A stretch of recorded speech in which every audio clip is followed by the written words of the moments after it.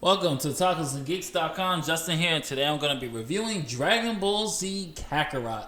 Now, for the first time ever, I am not going to talk about the story of the game, even though this is a story-driven RPG, action RPG.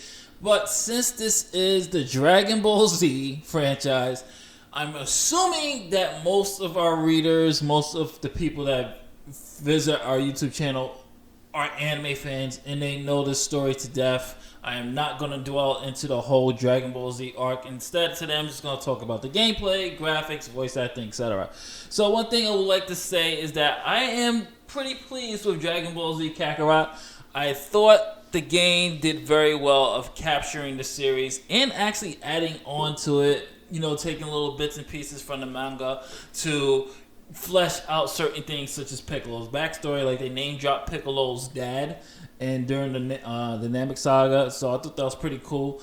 As a open world game, and I use that term loosely, because it's not. They do give you things to do such as fishing. You can do a lot of sub stories and side quests, but you can't really go into buildings and talk to buildings and things like that, but you do talk to a lot of NPCs and things like that.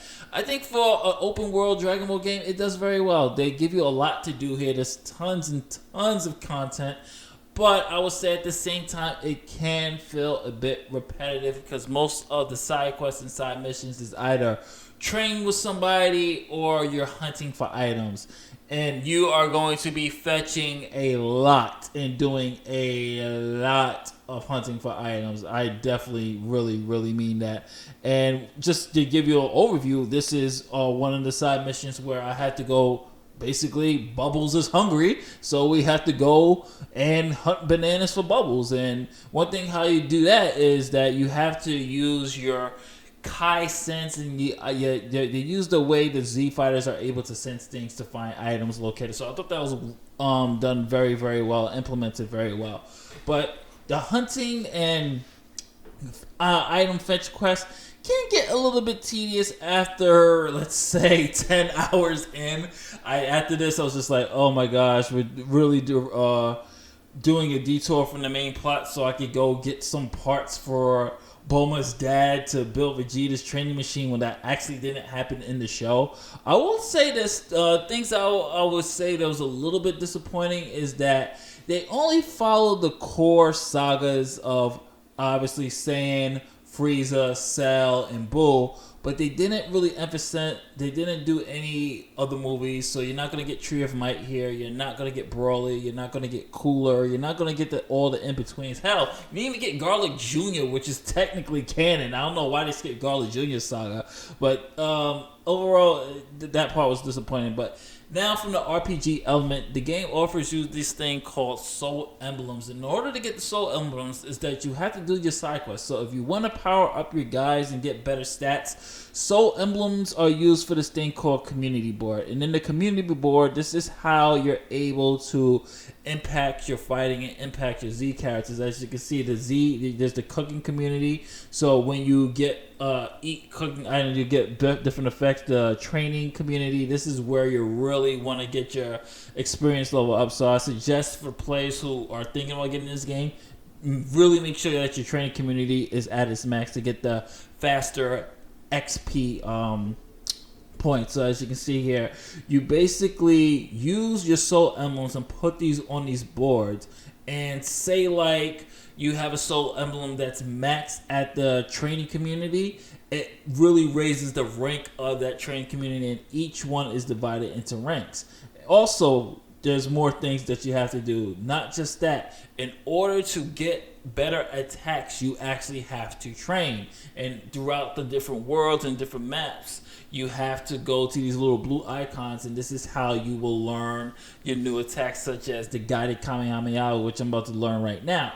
And I thought that was pretty good because the only way for Z fighters to actually get stronger is by training, and I thought that little aspect goes very well. But once again, times it can feel very repetitive. From the gameplay standpoint, it is a little bit reminiscent of the Xenoverse series, but it's not as in-depth or as in detail as the Xenoverse series. I for the most part, it's kind of I view the gameplay as a Xenoverse Lite. The AI is not as challenging, and pretty much you can basically spam your attacks. Dodge, spam, dodge, spam, dodge, spam, and that's pretty much it. The only time, and it's fairly easy, believe it or not, the only time you're really going to get your ass handed to you is if you do the sub mission bosses that are like level 50 or up, and when you're like level 30. That's the only time you're gonna really have some real difficulty in this game, gameplay wise, is when the bosses have a higher level and it takes a little bit longer, but even that is overcoming. One thing I definitely want to give credit to is how we get the Dragon Balls in this one. It's not as random as the Xenoverse. They made it so much easier for you to make your wishes, and there's only a couple of, I would have to say that the wishes are kind of whack. But like you get to refight past enemies that's stronger. Of course, you get Zenny. You can get some rare items, but some of the rare items are not really rare. You can find them underwater, and as you just keep searching or playing the game. But I always like to say the way they allow you to find the Dragon Balls using the Dragon Radar, it's located on your map. All you have to do is go to the exact position on your Dragon Radar map and pick up the Dragon Ball. They made it so much easier. I was like, man, finally, they made it easy for us to actually get the blasted Dragon Balls.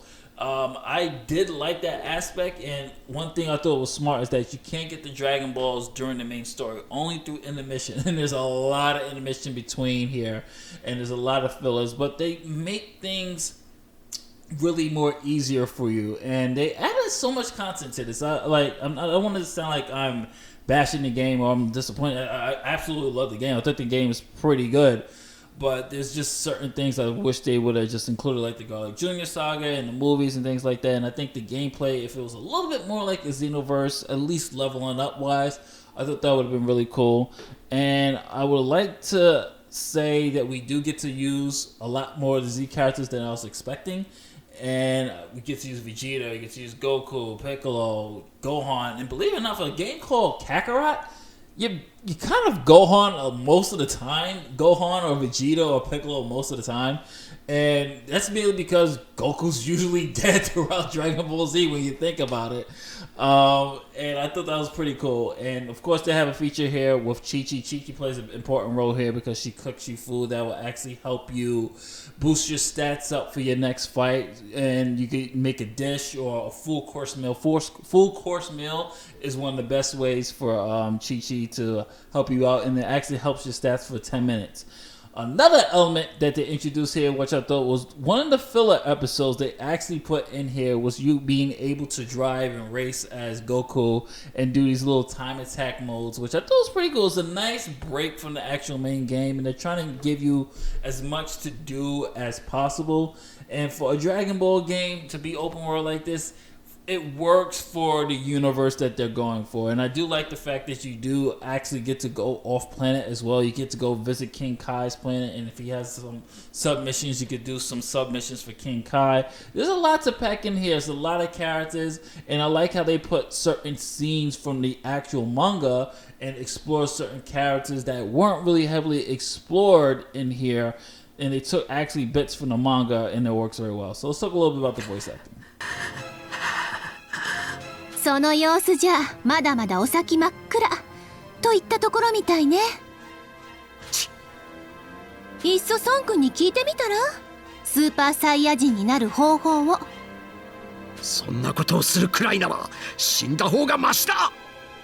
じゃあ I absolutely love the voice acting in this, and I love the music in this. The fact that they used the original Japanese soundtrack, I will definitely highly recommend you play this game in Japanese dub. It just feels so right, and I think the performances are way better. Not knocking anything that the original English dub cast did, but I just felt like the Japanese performances are just a slight better and a little bit more passionate with it. While the English dub, I should be able to turn into a Super Saiyan. I see you're hard at work as always, Vegeta. What do you want? I've made some slight modifications to the training room. Would you like to see what I came up with? Oh? Go on then. Show me what you've done. I knew you'd be... Granted, the English dub does very good as well, but if I'm gonna give this a score, you guys, I'm gonna give this a B-. It's a pretty good Dragon Ball game. It's a lot of fun, tons of stuff to do, tons of content, and it's a couple of surprises that I did not want to spoil here. It's a fun game. If you're a Dragon Ball fan, definitely pick this up. You're gonna have a hell of a time. This is Justin from TakusandGeeks.com saying, "Let it ace."